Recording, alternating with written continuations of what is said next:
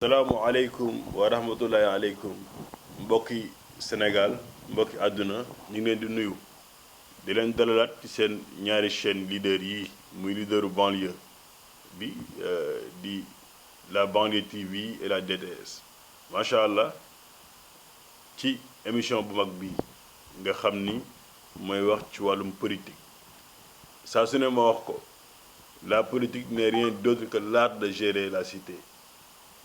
Te cité boobu nag ñun ci lañ bokk yéen ci ngeen bokk kon day am solo parfois ñu taxaw pencoo daal di def waxtaan tey ñu am kilifa goo xam ni moom lañu am ci plateau bi macha allah kilifa gu mag goo xam ni mbaaw xam nañ ko Pikine xam nañ ko yëngu ci wàllu social waaye am jaar-jaar ci wàllu politique ñëpp di ko woowee Père Gora.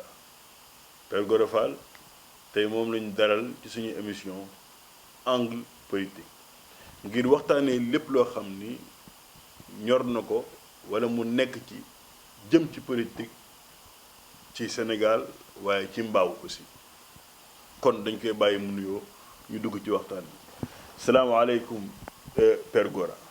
aleykum salaam monsieur Tra aouzu billahi mina sheytaan rajim bismillahi rahmaani rahim alhamdulillahi rabbil alamin allahumma salli ala sayyidina muhammadin wa alihi wa sahbihi wa sallim ginnaaw bi nu sante yàlla julli ci profetam bi muhammad sallallahu taala alayhi wa sallam ñu ngi leen nuyu yéen ñëpp ku nekk ci turam ak santam di ñaan yàlla yokk sutura si di jël nuyoo bi di la ko teg sa loxo yow monsieur Tra nga tegal ma ko ci loxo caméraman yi ak techniciens yi ñu jàllale ma ko ci àdduna bi yëpp parce que gëm naa ni seen émission bi alhamdulilah monde bi yëpp ñu ngi koy seetaan alhamdulilah monsieur Tra vraiment laaj nga ma question boo xam ne nag dina ma jafe-jafe lool pour ma wax maaj kan parce que d'habitude bokk ci samay habitude may wax man maay kan mais nag je suis obligé dafa am solo parce que maa ngi tudd Père Gora Fall laa tudd dëkk juddoo Médina yàlla def ma yaroo Pikine màggee fa ma dëkk fa ak samay waajur yàlla na leen yàlla xaare àjjana sa xam yàgg suñuy loxo aussi Pikine nag muy dëkk boo xam ne moom duma ko fàtte ala yow mi diin maa ngi dëkkoon ci benn koñ bu ñuy wax tali bu mag digganteem ak tali bu bees mu nekk koñ boo xam ne quartier boo xam ne bu doyen waar boo nekkee kon sa papa ak sa yaay si kër ga lii la mën a tax ëllëg nga mën a tekki mooy ngay muñ puisque yenn saa yàlla mun na leen nattu mu am jafe-jafe ci ñoom nga nekk xale mooy maanaam courant bu leen coupé ñàkk dépense ak yeneen yu sew ay douche bu bouché yooyu boo ko dee muñ rek di fexe ci kër gi leen yàlla boole nga ci participer da nga gis yàlla moo lay orienté donte xale nga parce que foofu ngay commencé di forger pour nekk leader yàlla def fa ma nekkoon aussi sama kër papa ak yaay macha allah lépp lu waroon ci kër ga ma koy jéem ba yàlla di ma orienté ba ma dugg école jàng ba am jaase yi ma war a am yàlla def ma teel a def formation bi may doon def ñu koy wax typographie yàlla def maa ngi ko doon defee fi nga xam ne moom mooy benn imprimerie bu ñuy wax Typo Rapide en face hôtel de ville bu Khalifa Sall fa la nekkoon bu Dakar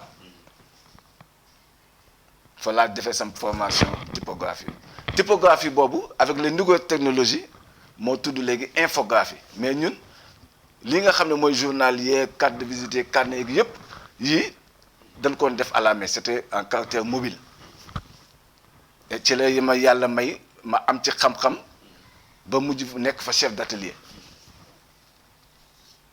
yàlla def en 96 ma xam ne man mii kat fi mu nekk nii war naa mun a ber sama daara ci laa ubbi sama structure commencé di liggéey sama bopp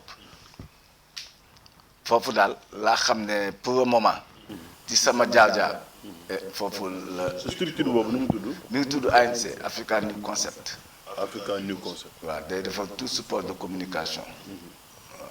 waaw. naa ne moo waral sax macha allah tey ñu am ci série bi. waaw naa bu ñëpp doon def nii dina baax. Père Gora nga wax sa jaar-jaar. waaw tudd Pikine. ba day génnoo Pikine. waaw ndax ñu ngi ci ville de Pikine. ku nekk Kër Mbaye Fall ne Pikine. nga nekk mbaaw. waaw boobu ba tey. bokk ci benn mouvement. mouvement boobu kañ la soso. nan la sosoo ak ci lan la œuvré.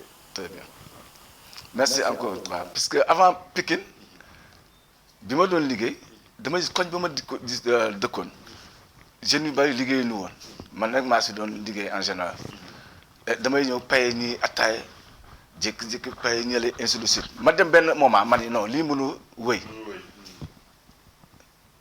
naa leen woo organiser leen pour que ñoom it ñu mun di paye attaaya ñeneen ci laa leen invité un jour ne leen dama bëgg nu créer benn association boo xam ne li ko tax a jóg c'est lutter contre la pauvreté et le chômage ñu tuddee ko association nekk benn xeex ñàkk ak ndóol bi ma ko waxee xale yi tamit vraiment macha allah ñu adhéré ñoom ñëpp ñu commencé di ci liggéey biñ ci liggéey aussi ñu am ñoo xam ne ay partenaires la ñu woon ku ci mel ni sur le plan social Ben Madi Cissé defe naa ñu bàyyi xam na ko ancien ministre la mu amoon benn ONG très bien mu amoon benn ONG bu ñuy wax ASAL association d'assistance aux lépreux gaane yi di leen di dimbale lépp lu lu soxla ñoom ñoo ko doon man maa nekkoon président départemental bu ASAL bu Pikine ci jamono jooju ak sunu association fexe woon nañu ba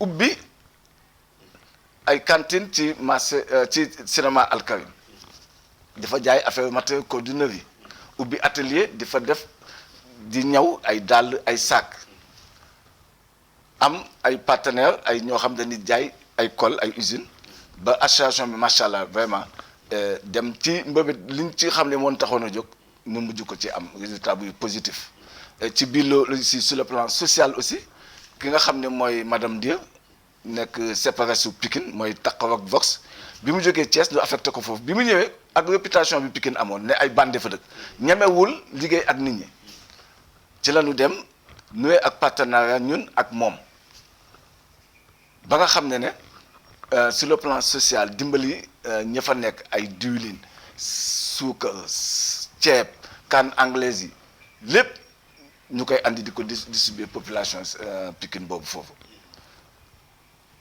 di def aussi ay yoo xam ne sur le plan maanaam culturel parce que dafa bokk ci doomu aadama ñëpp ñu bari ñu siiw Pikine ginnaaw yàlla ci ñun la ñu jaar ku ci mel ni ay ndongolo ay ñoom Yves Niang ku ci mel ni comme ay magu Eumeu Sène Pape Ngom ay ñoom Sadio ñu bari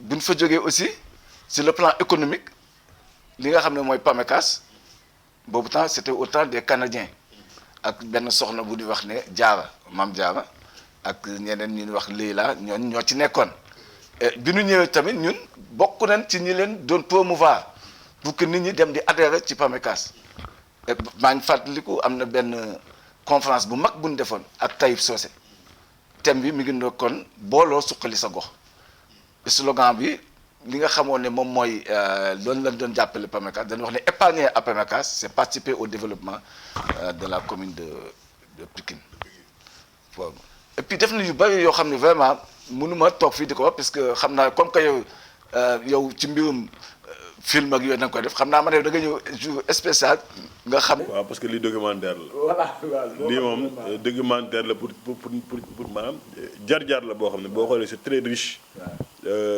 comme ni nga koy waxee rek acteur de développement un vrai acteur de développement. Père Gora ñu dellu si waat ci dëkk bi. muy mbaaw. ngay acteur de développement nekk fi. boobu ba tey parfois ñu gis leen ngeen yëngu. waaye depuis un certain temps mu am tekkaaral. la ngeen doon yëngu doole ji dafa jeex. ci la ngeen doon def. wala da ngeen dem ba joxe bi loxo bi toqi. wala lu xew. waaw mooy li ma la wax. man damay wax souvent le problème des Sénégalais c'est le suivi mais yàlla def na ñun loolu dalunu parce que ginnaaw bi ñu jógee aussi Pikine ñëw dans la commune de Mbao ma lay wax ne ñun et puis sunu association boobu dañ daa jóge Pikine ñëw ba Mbao ak le maire Mamadou Seck ak projet voilà ay projet yoo xam ne projet agriculture mu boole ci mu boole ci ay jigéen yoo xam ne ñoom dañ doon yëngu ci mbirum mbay mi nekk fii ci forêt classée bi Mamadou Seck au temps de Mamadou Seck bi nga xamee ne yàlla def na ma jóge Pikine ñëw tamit dama xoon dama ñëw pour noppali ko mais bi ma ñëwee Mbao j'ai vu que Mbao li ma fi gisuma ko fenn ma gis ay jeunes yu baax jeunes yu am xam-xam jeunes yu sage nangu liggéey man it du sama devoir donte def naa yi may def Pikine ma ñëw toog mais dama war a ñëw accompagner leen ci laa créé benn mouvement bu ñuy wax MSD mouvement solidarité développement muy mouvement boo xam li ko tax a jóg aussi c'est lutter contre la pauvreté et le chômage muy mouvement apolitique. Ah bon? C'est apolitique boobu mouvement MSD c'est apolitique. C'est apolitique. C'est apolitique mouvement bi. waaw MSD. waaw mouvement solidarité développement. parce que am na question bi ñëw ci kanam. waaw kon xam naa ne loolu question li nga wax nii na ci mën a tontu mais loolu ci kanam la. très bien excès guñ ci. très bien waaw puisque man bu ma wax la ne politique def naa ko fële Pikine mais du politique gu damaa bokk ci parti wala mouvement politique non non non comme ni nga koy waxee commencement bi ne lu nu bokk la. gérer la cité. c'est gérer la cité. sacerdoce pour ñëpp. moo tax man bu ma déggee nit di wax ne je suis apolitique mais damay rus parce que politique instance la boo xam ne nit ki dafa war a toll def ko. bien sûr. kër gi kër la tudd koñ bi koñ la tudd quartier quartier la tudd à partir de la commune mu gën a yaatu mu tuddi politique ba ci pays bi ba ci monde bi nit ki nag war a tënk sa bopp ne du ma def politique mais def naa conférence sur la régionalisation bi ñuy découper communes yi en communes d'arrondissement en 1996 def nañ ci conférence sur la régionalisation wax suñu population ñu def fa bâche bu mag ci quartier ba ne leen ñi ngi waaj a découper communes yi en communes d'arrondissement te bu boobaa nii ak nii lañ koy defee te boobu temps man bokkuma ci parti wala mouvement politique mais devoir la pour ma soobu ci instance politique bi donte bu vote jotee dinaa dem voter dinaa seet ki nga xam ne man mu doy na ma dem voter ko mais nekkuma woon acteur ci biir parti politique te loolu def nañ ko loolu tax bu ma ñëwaatee ne mouvement MSD boobu c'est apolitique boobu temps aussi defe naa war na mun a nekk moo tax du ma ko boole ak li nga xam ne man. yaa ngi koy yëngu ci wàllu politique voilà c'est ça. bon ñu gis mouvement boobu ba mu ñëwee ñu gis fa ay jeunes yu bëri. mooy li ma waxoon ni dina tontu ci question boobu. ndax am naa benn ku dugal léegi question. du Thierno Sy. bi nga xam ni moom mooy le président de l'ASC extension. nuyu na la. parce que question bi mën na leen poser. mook basam dañoo méngoo. moo tax ma ne kon xaaral ma dugal question man comme que man samay yes du jeex. mu ne Père Gora après les salutations di la màggal aussi à notre Père Gora un grand acteur de développement bien sûr qui a même formé beaucoup de jeunes politiciens. Autant dans son mouvement muy MSD qui sont dispersés aujourd'hui nee na tas nañ ci langue politique waaw mu ne donc c'est là ma question cette dispersion tasaaroo boobu ñu tasaaroo quoi je peux en citer beaucoup qui sont là aujourd'hui dans d'autres camps c'est quoi au juste la gestion c'est la gestion qui reste la gestion du mouvement voilà ces jeunes ont trahi c'est quoi le problème c'est la question qu'il a posée. Très bien mooy la déjà moom prouvé na ne li ma wax ne MSD c'est apolitique. moo tax ñu formé ba pare kenn ku nekk jaar fa nga jaar dem. Voilà puisque MSD ñun bi ñu ñëwee sos ko on a mis tous les atouts pour que mu nekk mouvement boo xam ne day nekk à long terme durable te ba léegi ci la nekk dynamisme boobu la nekk ñun bi ñu dikkee MSD dañ ne déjà sur le plan économique mbaaw di leen déjà fexe ñi nga xam ne ñoo fi nekk muy tailleur yi muy coiffeuse yi muy ñi nga xam ne ay mécaniciens ay tout corps de métier ñun ñi nekk mbaaw ñu fexe ba nu suqaliku ci leen jóg ñun def benn soirée de gala benn dîner de gala fële gendarmerie LGI pour promouvoir les artistes yu bari ña nga fa woon tailleur yu bari ña nga fa woon parce que mënuñu woon accepter nit ñi jóge fii di dem comme par exemple Pikine wala Médina wala Plateau di fa ñawlu wala di fa jafe ñu ni nañu kawee loolu mais au moment ñun koy pare en 2014 pour ñu ngi waajal élection locale 2014 yi moment boobu bon man ñi ma àndaloon ñu ci bari Marie Sarr ñëw na wax ak ñoom jël leen parce que ñun boobu temps mënuñu woon boole ñaari mbirum mouvement bi ak mbirum politique bi te dafa amoon programme bu nu entamé woon fallait mu jeex ba pare pour nu mun a continuer dem dugg ci politique bi bi Marie Sarr ñëwee jël ay boy yu bari dem ci ñoom ci noo xam ne alhamdulilah ñun dañ ne politique ñun duñ ci saagante duñ ci xuloo duñ ci def lenn parce que jaamu yàlla la bi mu Marie Sarr defee loolu ñun ñu àggale suñu programme boobu promouvoir les talents qui sont là dans la commune de Mbao bi nu pare la ñu dugg ci politique bi te politique bi ñu ci dugg du waa MSD ñoo ci dugg man maa ci dugg ak yenn nit yoo xam ne ñi ngi ci biir MSD ñoo xam ne du MSD moo leen fa yebal ci leen woowee tous les leaders de la commune de Mbao ne leen ñun mouvement man Père Gora dinaa dem ci élection yi mais man je ne suis pas partant pour être ni maire wala conseiller municipal mais commune bi def nu soxal laaj na nu ñëw toog ñu waxtaane kan la ñuy jiital ñu ànd nawle ci la boobu temps ay le maire Obama ñëw na seet si na ma avant moom bi mu ñëwee dafa wax ni dafa ñëw pour nekk maire Ndiokho Baye Diouf tamit la même chose ñeneen ñëpp ñu ne ñun pour le moment ñun ànd nawle la ñuy def kenn du ñëw ne da ngaa bëgg nekk maire da nga ñëw ñu toog waxtaan ñan mooy jiitu ci la waa Benno Siggil Sénégal ñëw nga xam ne macha allah et c'était la grande coalition de la commune de Mbao au temps 2014 et ñoom ñu ñëw ñu ni pare nañu pour ànd ak ñun pour ñu liggéey et là sur ce ñu nommé ma coordonnateur général bu coalition boobu. bu coalition Benno Siggil Sénégal. nga xam ne y avait 12 grands partis.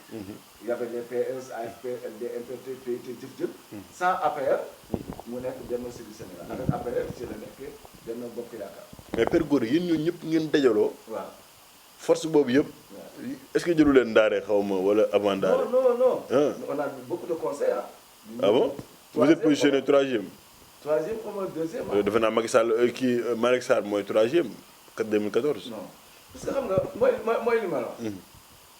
parce que commune bi. mais Père Gora nag li ngeen dajale noonu nag. non. AFP PS. LD MPT LD waaw ñooñu nga xam ne idéologie politique bi maanaam bu ñoom loolu mooy politique du Sénégal. mais malheureusement. ñun Sénégal xamuñu élection locale législative ak présidentielle ñun li ñu gagné xam nga moo lan la le président Abdoulaye Wade moo fi ñëw bi mu ñëwee population bi yëpp foog ne topp ko ñun loolu moo ñu gagné mais man dama PDS je vous assure dama leen doon ñeewantal naan non c'est pas normal PDS ñu gagné leen rek ñoom ñëpp seen membre yi ñu daw dama leen doon ñëwantal moo tax ñoom bi ñu gagné mais je me dis mais c'est pas mais je dis que ne Abdoulaye Wade moo tax ñoom ñu voté ko ñu ci bari moo tax mais nag boo xoolee victoire boobu parce que ki nga xam ne tey mooy le maire de Mbao. waaw nekkul woon PDS proprement dit. mais coalition la coalition la woon. coalition amoon na ay waa Pape Diop yi ay ñoom Djibi Sène ñoom nga xam tamit am ay kilifa lañu ci biir commune bi. ak ñeneen mais Abdoulaye Wade daf leen gën a doole la. daf leen gën a doole Abdoulaye Wade mën nañu ni moo tax ñoom ñu am dara. loolu la man loolu laa jàpp. waaw mais yow ñu déggoon na ci benn kii parti. waaw muy TS 1924. muy ànd tabax Sénégal 2019 2024 maanaam benn mandat bu ngeen gañoon benn mandat ngeen toog quoi. waaw parce que dama ne. mais Père Gora est-ce que loolu est-ce que da ngeen ñu koy naxee rek quoi benn mandat. non parce que. ni sunu leader bi. waaw ñu ngi tudd professeur Mouhamadou Diop. Mouhamadou Diop. moom mi ngi Italie. il ne vit pas au Sénégal. Sénégal la nekkoon. te muy ku yàlla may. jeune boo xam ne macha allah avant muy jógee fii di dem Sénégal dafa def ay preuve am fii c'est un ingénieur bi muy dem professeur la woon ñu bari kilifa yu bari bi fii moo leen jàngal et bi mu demee Italie et tamit comme ni nga koy waxee comme que cité bi pour ñun ñëpp la mu ni moom ak li ko yàlla may munu abstenir ci politique bi mu bind plus de 2000 pages ci programme pour tabax Sénégal bi mu ko bindee pare man mu gis ma à la télé benn kii moo amoon nu mu tudd benn off biennale des arts moo amoon mu am benn off bu amoon fii Flamboyant fi taxaloog mairie bi léegi moom du Seck ñëw doon def ouverture bi cérémonie bi man nag maa ngi nekkoon ci ginnaaw moom du Seck mu gis ma léegi nag bi mu nekkee fekk maa ko yeew Pikine xam naa ko xam na li ma mën ak li ma mënul bi ma gisee après mu woo ma ne ma man daal père man dama am benn programme bu am solo boo xam ne dama bëgg tabax bokk ci tabax Sénégal expliquer ma projet mi yëpp bi mu ma ko expliquer vraiment ma comprendre ko man ko am benn problème man boo ñëwee man dinaa la jàppale lépp lu ma jàppoon dinaa ko bàyyi jàppale la et ci la ñëw ne même pour wax la ne moom li mu doon dëgg la ci moom puisque dans la vie rupture dafa war a am. rupture dafa war a am comme ni ñuy wax ne changer le système la woon mu woon ne nit ki war naa mën a def 5 ans dafa bari def benn mandat de bàyyi mooy mu ni dafay dem jox ko kenn man ko bu ko jox kenn yow porté ko puisque vision bi ci yow la jógee objectif bi ci yow la jógee kon nag mission bi yaa ko war a mën a def pour que ñu am ay résultats positifs mu ne ma waa man de lépp loo bëgg dinaa ko def ci la commencé nag vraiment di dem même puisque moom en Italie 2000 ci législative yi la passé bëggoon na nekk député yàgg na politique xam na luy politique et ci la ñëw ñun ñu commencé bokk ci biir TS 924 tabax Sénégal di liggéey ba léegi nii te lépp lu ci war def nañ ko pour nekk un grand mouvement politique. léegi ci lan la TS 924 nekk.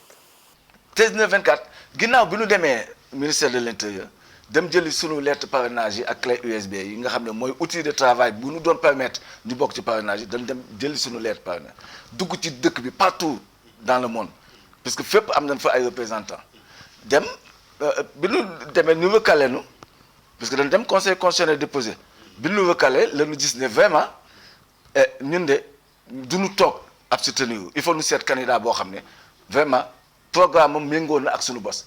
ci la ñu gis le président Sonko programme am ak programme TS 924 parce que ma lay wax ni il a écrit plus de 2000 pages et puis dafa jëfe ñu ni comme que programme boobu ak bii ñoo bokk presque ñu ni nanu dem waxtaan ak le président Sonko pour que ñu bokk ci coalition bi nga xam ne moo koy fal. maanaam ngeen dem rallier vers le PASTEF. non pas rallier vers le PASTEF. rallier wu leen. non dañ en coalition. waaw TS 24 comme une entité. très bien PASTEF comme une entité. très bien. mouvement ak parti politique yu ci bokk.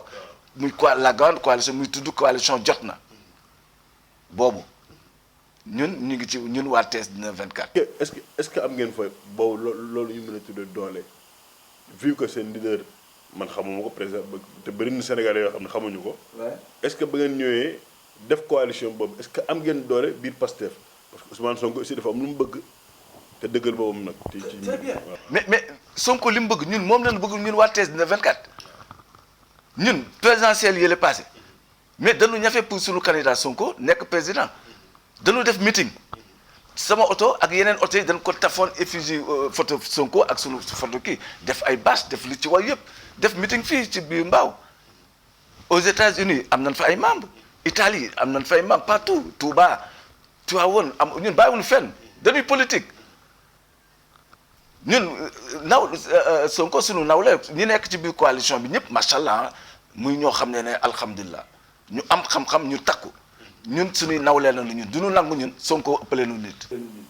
est-ce que am ngeen ay ndombal tànk biir coalition boobu nga xam ne te moo taxaw pour fal Ousmane Sonko. ah oui am nañ ci ndombe. ah oui am nañ ci ndombe tànk. comme yan. non puisque déjà man mi man assesseur la ci coalition boobu jot na assesseur puisque y a le coordinateur Bruno de Neuville ak benn koo xam ne assesseur bu jigéen ñu koy wax madame Leyla Sow Leyla mooy assesseur bu jigéen man maay assesseur bu góor bi semaine passée loolu def suñu assemblée générale loolu defe naa ndamba tànk mënu ko weesu.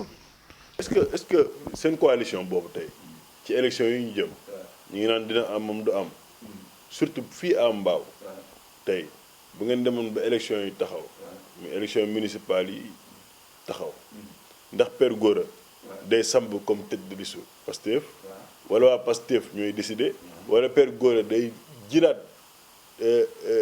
loolu nga xam ne mooy TS 19/24 daal di wéy ak moom pour nekk maire nan lay demee boobaa mébét yooyu. Très bien, merci encore monsieur. Très bien, cette question elle est pertinente. Moi je dis déjà nee naa la 2014 maa nekkoon coordinateur général Benno Siggil Sénégal sama tout sax nekk ci liste ba ku nekk nii maire wala conseil municipal. Moi je dis que man dépassé naa kër dépassé naa koñ dépassé naa commune. wala comprendre li ma.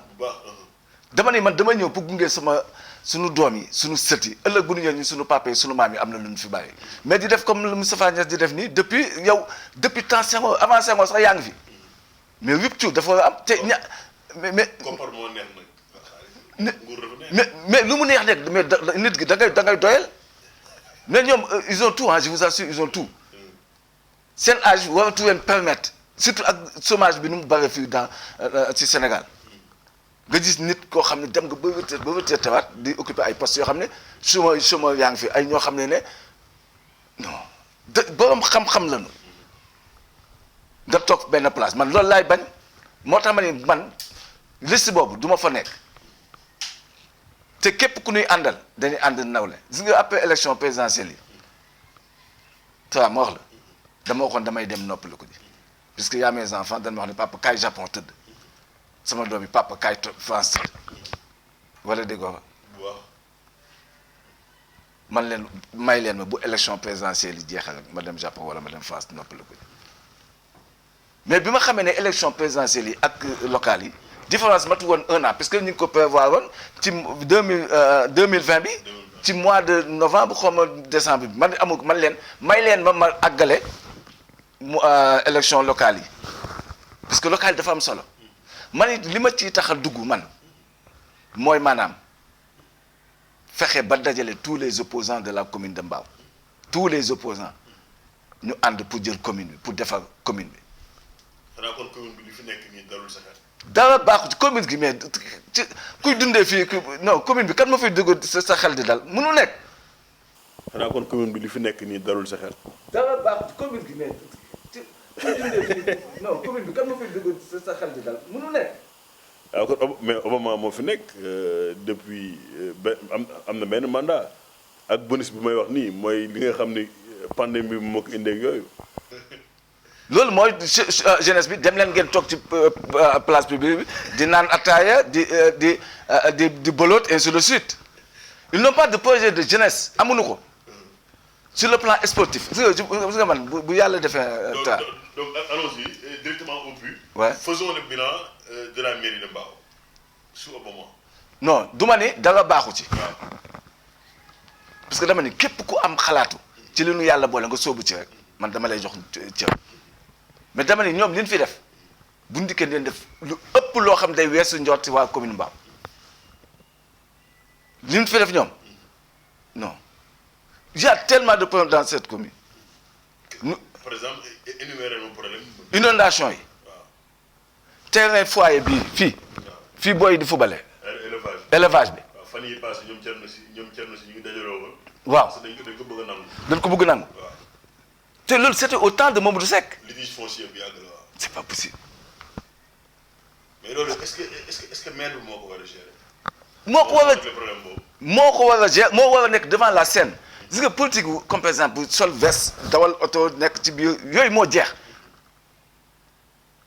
dafa war a nekk benn mooy maanaam benn participation boo xam ne inclusive ñëpp war a population bi ñëpp ci war a adhérer pour commune bi dox du moom rek même chef de quartier yi dañu faillir à leur mission le président des ASC président yi ASC football yi dañu faillir seen mission man mënuma comprendre yow football ak ni mu amee xaalis léegi commune Mbao duñ ne mukk am na benn joueur professionnel